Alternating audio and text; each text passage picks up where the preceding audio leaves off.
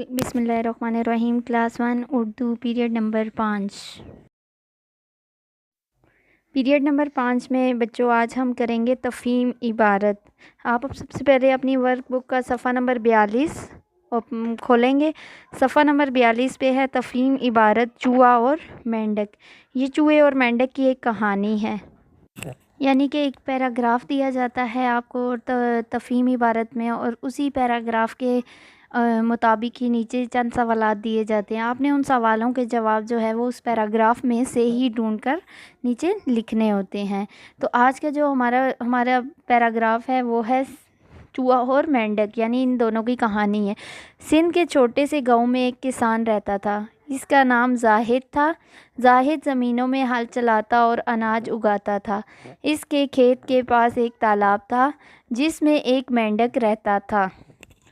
तालाब से थोड़ी ही दूर एक चूहा भी रहता था। दोनों को वहाँ रहते हुए काफ़ी अरसा हो गया था, मगर दोनों हमेशा एक दूसरे से लड़ते रहते थे। जैसे ही किसी एक को मौका मिलता वो दूसरे पर हमला कर देता।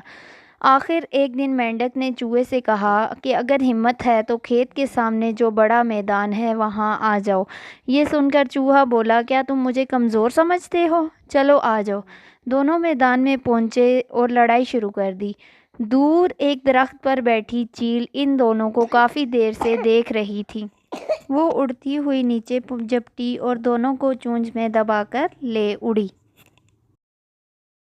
आगे वर्कबुक सफ़ा नंबर 43 पे इसी तफ़हीम के सवालात जवाबात हैं।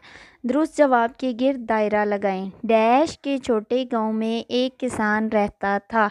तो ये आप देखेंगे तफ़हीम के अंदर ही इसका जवाब लिखा हुआ है, पंजाब, सिंध या बलूचिस्तान। तो हमने क्या आंसर है, सही वाला जवाब क्या है, सिंध। किसान का नाम डैश था, उमर, फाहद या जाहिद? जाहिद। दूर एक डैश पर चील बैठी थी, मकान, दरख्त या चोटी?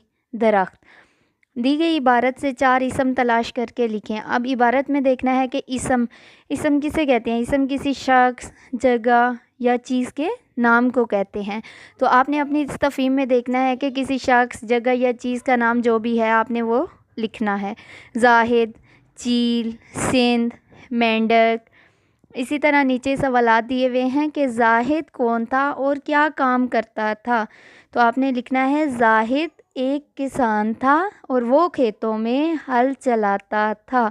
चूहे और मेंढक ने लड़ाई के लिए कौन सी जगह मिलने का फ़ैसला किया?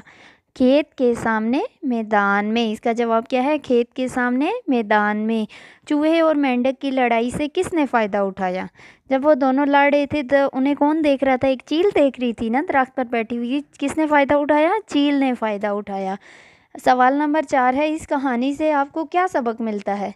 कहानी में देखेंगे, पढ़ेंगे इस जब कहानी को, तो आपको पता चल जाएगा कि इस कहानी से हमें क्या सबक मिलता है कि हमें आपस में नहीं लड़ना चाहिए। आपस में हमेशा सलूक इत्फाक से रहना चाहिए, दूसरों को बुरा भला नहीं कहना चाहिए और आपस में लड़ाई नहीं करनी चाहिए।